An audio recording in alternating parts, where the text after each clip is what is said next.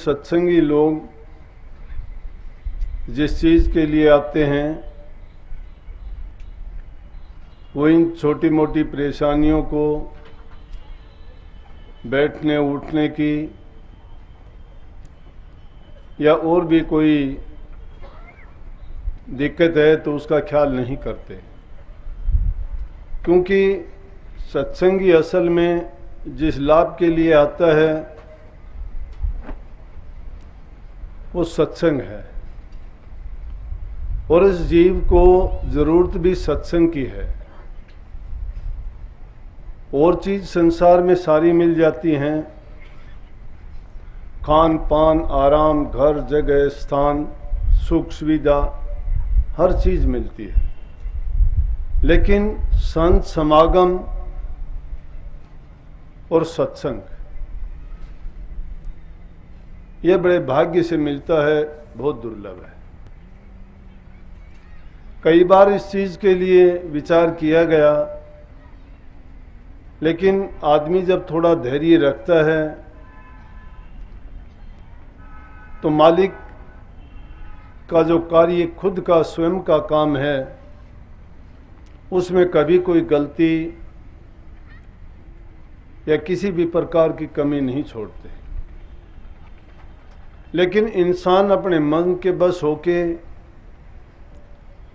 अपनी सोच के अनुसार वो सोचता है कि मैं जो करना चाहता हूं वही सही होगा, और उसके करने में जल्दी बहुत करता है। लेकिन इंसान के जल्दी करने से नहीं होती। धीरे धीरे रे मना धीरे सब कुछ होए, माली सींचे जो घड़ा ऋतु आए फड़ो। हर चीज का समय निश्चित है, हर चीज समय की गुलाम है। समय का चक्कर चलता रहता है, एक नहीं, दो नहीं, चारों युग बीत गए, और वो समय का चक्कर रुकता नहीं है। सतयुग के बाद त्रेता आया, त्रेता के बाद द्वापर आया, द्वापर के बाद में कलयुग आया, और कलयुग के बाद में फिर वही चक्कर का काम है, फिर सतयुग, त्रेता। इसी तरह से वक्त गुजरता रहेगा, आता रहेगा, जाता रहेगा, और ये जीव भी इसमें मुसाफिर है। इस संसार के खेल में जीव अज्ञान बस, इसको भेद नहीं है कहाँ से आया था, क्या करना था, क्या कर रहा है, इस जीव का कल्याण कैसे होना है, क्या कर्म है, कर्म का भार क्या है, ये जीव क्यों भोगता है, क्यों परमात्मा ने स्त्री अलग बनाई, आदमी अलग बनाए, क्यों उन्हीं में से कुछ को राक्षस बना दिया, कुछ को देवता बना दिया, उन्हीं में से कुछ को ऐसे कर्मों में लगा दिया कि जिनका परिणाम बुरे से बुरा होता है, और कुछ को ऐसे कामों में लगा दिया कि जिनका परिणाम बहुत अच्छा होता है। अच्छे वालों को स्वर्ग बैकुंठ मिल जाता है, बुरा करने वालों को नरक और दूसरी ऐसी जगह मिलती हैं जहां उनको कष्ट भोगने पड़ते हैं। आज से नहीं, सदियों से, युगों से महापुरुष आए, जीव सोचने के लिए बाध्य हुआ, इस खेल को जानने के लिए प्रयास होते रहे, और उस रचनाकार के भेद की खोज के लिए अनेक रास्ते अपनाए। किसी ने तप किया, किसी ने जप किया, किसी ने और काया कष्ट उठा के एक प्रकार की नहीं अनेक प्रकार के रास्ते खोजे।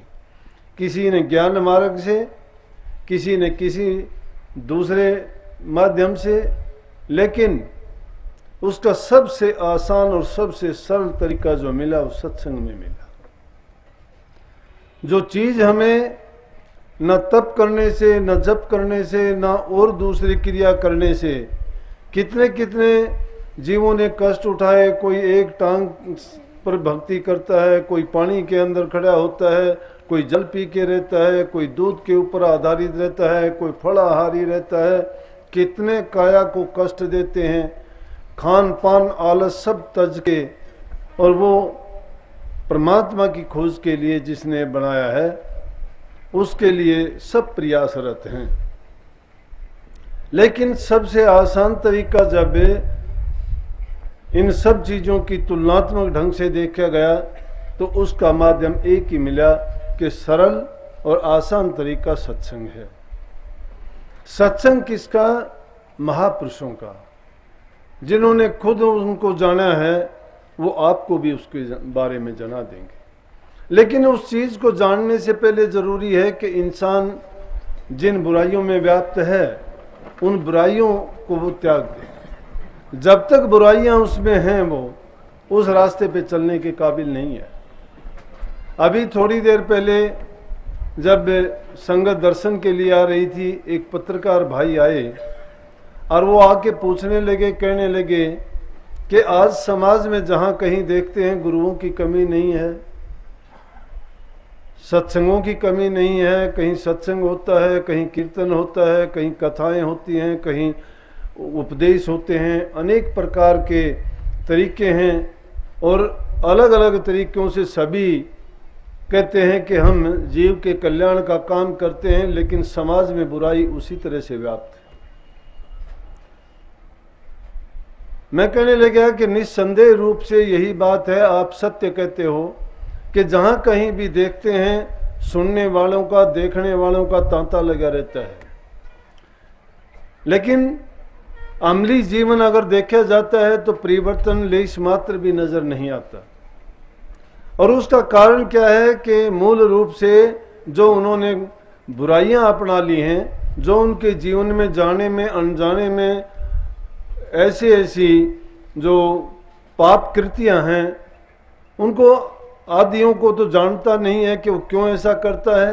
जैसे निंदा है, चुगली है, झूठ है, कपट है, इन छोटी छोटी बातों को तो वो पाप कर्म मानता ही नहीं है। लेकिन बात देखने में वो कुछ भी नहीं लगती और उनको समझ क्यों नहीं पाता, या मैंने कहा कि अनजाने में ये है कि ज़्यादातर लोग इन चीज़ों में उलझे हुए हैं। ये हमारे जीवन के अंग बन चुके हैं, जिनको करते करते हमें यही नहीं पता है ये बुराइयां हैं भी या नहीं हैं। हम वो करते हुए देर नहीं लगाते, तो जिस चीज़ को हमने करने की अपनी आदत बना ली है वो हमारी प्रकृति बन चुकी है, और जो प्रकृति बन चुकी है उसके बारे में हम खुद ख्याल ही नहीं करते हैं कि मैं जो बोलता हूँ, मैं जो करता हूँ, या जो भी मेरे द्वारा किए गए कर्म हैं वो किस प्रकार के हैं और उनका परिणाम क्या है। इसलिए हम अपने जीवन को बदल नहीं पाए। लेकिन महापुरुषों के सत्संग में जब जाओगे, उनका संग करोगे, उपदेश सुनोगे, उनके व्याख्यान या जो भी वो इस जीव के कल्याण के लिए उपदेश करते हैं, उस उपदेश में सबसे पहली चीज़ें मिलेंगी कि माँ बाप की सेवा करो। भक्ति के रास्ते पे चलने से पहले सेवा, प्यार, घरों में शांति और भाईचारे की भावना जब तक नहीं है और ये दूसरे पर जीव दया नहीं करता है, तो भक्ति के रास्ते में ये एक कदम भी आगे नहीं बढ़ सकता। और ये चीज़ें कहाँ से मिलेंगी? घर से मिलेंगी। जब तक माँ बाप की सेवा करना हम नहीं सीखते हैं, हम आगे वाले आने वालों को क्या संदेश देंगे? इस बात के बारे में बहुत कहा जाता है और आज भी आपको फिर से वो शपथ लेने का अवसर मिलता है। बल्कि हम तो जब आपको दीक्षा देते हैं उसमें ये 5वां नियम ही बना दिया। जो आपसे पहले नियम बताए जाते हैं वो इसीलिए बताए जाते हैं कि ताकि पहले उन बुराइयों को मिटा दिया जाए, क्योंकि उनमें पहले है किसी प्रकार का नशा नहीं करना। नशा करने में शराब, बीड़ी, पान, तंबाकू सब कुछ है। आज हमारे देखो ये बड़े फक्र और गर्व की बात है, जहाँ इतने सत्संगी लोग इकट्ठे होते हैं, आप बाहर जाके देखोगे कोई धुआं उड़ाता नहीं दिखेगा, कहीं भी आपको पान का थूका हुआ पीक नहीं मिलेगा, कहीं भी आपको कोई इन नशीली पदार्थों का सेवन करने वाला आदमी नहीं मिलेगा। नहीं तो आज जहाँ कहीं भी शहरों में या बस अड्डों पे, रेलवे स्टेशन पे, पब्लिक गैदरिंग की जगह पर जाके देखोगे आदमी 2 मिनट के लिए खड़ा नहीं हो सकता है। कहीं तो पान का पीक मिलेगा, कहीं बीड़ियों और सिगरेट का धुआं उड़ता हुआ मिलेगा, कहीं शराबी लड़खड़ाते हुए मिलेंगे, कहीं और दूसरी कुछ भी नहीं होगा तो जेब में एक पुड़िया जरूर मिलेगी और वो हाथ पे डाल के उसको मुंह में चबाते हैं। तम्बाकू है क्या है पता नहीं, लेकिन जब भी देखोगे कोई भी आपको ठीक ढंग से नहीं मिलेगा। कहने का मतलब कोई ना कोई किसी न किसी प्रकार का व्यसन उसने लगाया हुआ है। तो हमने तो पहला नियम ही ऐसा करवा दिया कि उसके बारे में कह दिया कि पक्का नियम ये होगा जिसमें बीड़ी, पान, तम्बाकू, शराब, नशा और दूसरी चीज़ें तो दूर की बात है, कोई भी किसी चीज़ का सेवन नहीं करेगा। अब इन चीज़ों का जो सेवन नहीं करेगा, अरे शराब तो इंसान की बुद्धि को खराब करती है, उसके विचारों को तामसी बना देती है, वो ना माँ बाप की कदर करता है, ना किसी की शर्म करता है, ना भान माँ की या दूसरी बेटियों की उसके दिमाग में किसी प्रकार की इज्जत और लाज और लज्जा रहती है। जो मन में आता है बक देता है, जो मन में आता है वो करता है। जिस चीज़ से सेहत की हानि होती है, पैसे की बर्बादी होती है और जबान उसकी गंदी होती है, दूसरे लोगों को दुख देता है और अपनी भी बदनामी करवा लेता है, उस चीज़ का सेवन करने से क्या फ़ायदा है। तो जो इन चीज़ों का सेवन करेगा भक्ति के रास्ते पर कैसे चलेगा और वो कैसे गुरु का हो सकता है। दूसरा जो नियम हम करवाते हैं, हम कहते हैं मांस मछली अंडे ना खाओ। जो इंसान मांस मछली अंडे नहीं खाता क्या वो जीता नहीं है क्या संसार में। लेकिन आज हमारे समाज में आप देखोगे ये पाश्चात्य शिक्षा का या पाश्चात्य जो सभ्यता है उसका असर हमारे देश में है। हमारा देश तो वो देश था जिसमें अच्छे संस्कार होते थे, बुराई नाम की चीज़ नहीं होती थी, बड़े छोटे की कदर होती थी, दुखी जीवों पर दया और प्रेम बरसाते थे। कोई भी अगर दूसरा जीव भी पक्षी हो, जानवर हो, अगर वो दुख में किसी उसको चोट लगी हुई होती थी या किसी भी प्रकार से उसको कोई भी परेशानी होती थी, उसके लिए हम चोगा डालते थे, पानी देते थे, उसको अच्छी जगह पर, सुरक्षित जगह पर ले जाके बैठाते थे, उसको जब तक वो ठीक नहीं हो जाता अपने पास रखते थे। जिनके दिलों में इतनी दया दूसरे जीव के प्रति हो जाती है, भक्ति नाम और किसी चीज़ का नहीं है। जब तक हम प्रैक्टिकल रूप से इन चीज़ों को नहीं अपनाते तो कैसे भक्ति करेंगे। और लेकिन अब तो हमने ऐसा कर दिया कि इन चीज़ों को दूसरों पर दया करने की बजाय उन चीज़ों को तो हमने अपना भोजन बना लिया है। अपने शरीर को हमने शमशान घाट बना दिया है। मुर्गे मारते हैं, बकरे मारते हैं, अंडे हैं वो इसके अंदर सब के सब खपा लेते हैं और उनका सेवन करके क्या हो जाता है, ये इन चीज़ों का सेवन तो राक्षस किया करते थे। हमने अपना जीवन राक्षसों जैसा बना लिया है। मदिरा का सेवन, नशे करना और मांस मछली अंडे खाना, तो उसके खाने से सुस्ती, इंसान की उम्र कम हो जाती है, रोग बीमारी, ऐसी ऐसी बीमारियां, कैंसर की बीमारी है, ब्लड प्रेशर की बीमारी है, कईयों के तो नाम भी नहीं जानते, ऐसी ऐसी बीमारियां हैं। कोई कहता है पीठ में दर्द है, कोई कहता है पैरों में दर्द है, कोई कहता है मुझे ये हो गया, कोई कुछ। रोज़ाना डॉक्टरों के पास हाथ में पर्चा होता है, डॉक्टरों के पास या फिर मेडिकल स्टोर पे दवाइयों का थैला हाथ में होता है। कोई भी इंसान देखोगे, जेब अगर टटोल के देखोगे तो हर इंसान की जेब में कोई ना कोई दवाई आपको मिलेगी। क्यों मिलेगी कि वो ऐसी ऐसी चीज़ों का सेवन करने से सिर्फ रोगों के सिवाय और बीमारियों की सिवाय उसने कुछ नहीं खरीदा है। इससे भी बढ़ के जो आदमी इन चीज़ों का सेवन करता है, दया प्रेम भाव उसका कहाँ रहेगा, जीवों के प्रति दया कहाँ होगी। और संतों ने तो कहा है कि दया राख धर्म को पाले, जग से रहे उदासी, अपना सा जीव सबन को जाने ताही मिला अविनाशी। परमात्मा को जो प्राप्त करना चाहते हो तो कहते हैं कि दया रख, दिल में दया रखे, धर्म की पालना करे। अब धर्म की पालना जानते नहीं, धर्म है क्या। धर्म राधा स्वामी का नाम अगर ले दिया धर्म नहीं है, बुद्ध धर्म का नाम ले दिया धर्म नहीं है, सिख धर्म का नाम ले दिया धर्म नहीं है, जैन धर्म ये धर्म नहीं है। ये तो एक नाम रखे गए हैं। धर्म तो इंसान का जिस हालात में है और उसी हालात में उन चीज़ों के प्रति जो उसकी जिम्मेवारियां हैं उनको पूरा करता है, वो धर्म है।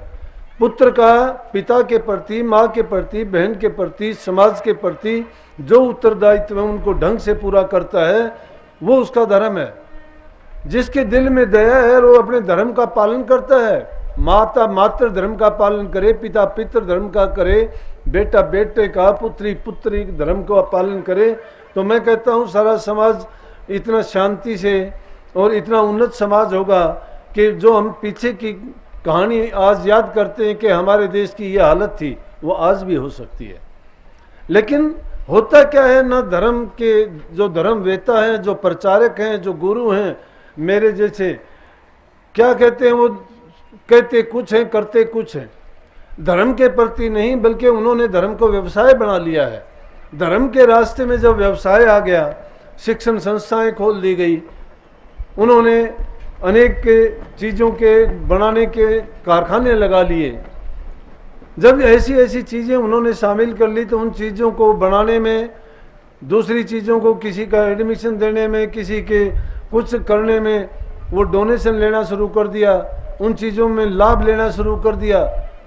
अगर ऐसा करना था तो ऐसी संस्थाएं खोली जाती जिसमें निःशुल्क शिक्षा होती, गरीब बच्चों को शिक्षा दी जाती, जिनका कोई इंतज़ाम प्रबंध नहीं होता तो हम मानते वो अच्छे हैं। लेकिन तुम अगर जाके देखोगे तो उनमें शिक्षण संस्थाएं हैं या दूसरी जो भी उन्होंने कारखाने कारोबार बनाए हुए हैं, उनमें उन्होंने पैदा का एक स्रोत बना लिया, तो उनको हम कैसे कह सकते हैं कि वो एक अच्छी चीज़ है। और जब परमात्मा के मार्ग पर चलने वाले, प्रभु भक्ति का संदेश देने वाले लोग इन चीज़ों के उलझन में जब पड़ जाते हैं तो वो संदेश कहाँ से जाएगा।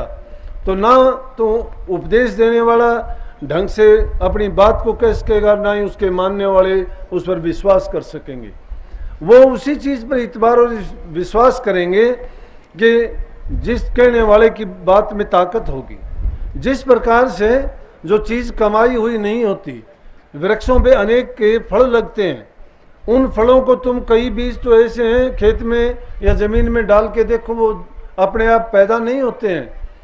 ऐसे क्या होता है कि उन बीजों को कुछ को जानवर खाते हैं, खाने के बाद उनके पेट में जाके उनकी गर्मी के कारण वो पकते हैं, और फिर जब बाहर आते हैं उनको मिट्टी में डालो तो ही उनमें पौधा निकलता है। जैसे बड़ और पीपल के पेड़ आपने देखे होंगे कि पक्की छतों और मकानों पर भी वो पैदा हो जाते हैं, वैसे अगर देखा जाए लाख कोशिश करें नहीं लगते, क्योंकि पक्षी जब उनको खाते हैं, पक्षियों के पेट में जाके वो बीज पकते हैं, और पकने के बाद जहाँ कहीं वो उनको डालते हैं तो उसमें से जो पौधा निकलता है वहीं पे पैदा हो जाता है। इसी प्रकार से प्रभु की भक्ति या उनका नाम भी जब तक कमाया हुआ नहीं होता, और वो नाम ऐसे इस शिष्य को बता दिया, कह दिया कि तुम इस नाम का जाप किया करो, इस नाम का सुमरण किया करो, आंखें बंद कर लिया करो, 2 घड़ी के लिए बैठ लिया करो। अरे मन चंचल है, जो कर्म करते हैं ख्याल उनमें जुड़ा रहता है, क्रिया कुछ करते हैं, सोचना कुछ चाहते हैं, आंखें बंद करके कुछ करते हैं, लेकिन ऐसे बात नहीं बनती है। बात जो बनेगी तो क्या है कि जिसने नाम की कमाई की है, और वो कमाई किया हुआ नाम, जिस प्रकार से हीरा तराशा जाता है ना, इसी प्रकार से नाम की भी कमाई की जाती है। गणका के लिए कह दिया ना कि जिसने तोता के पढ़ावने से वो तिर गई थी, तोता ऐसे नहीं पढ़ाया गया कि उसने तोते को राम राम सिखा दिया होगा। राम राम करते करते वो खुद राम का रूप हो गई थी। नाम में और राम में उसमें कोई अंतर नहीं रह गया था। उसको पढ़ाते पढ़ाते उसको ये ख्याल ही नहीं रहा था कि मैं क्या है, रा क्या है, रर्रा मम्मा ऐसा चेत्या उसी में लगाया हेत।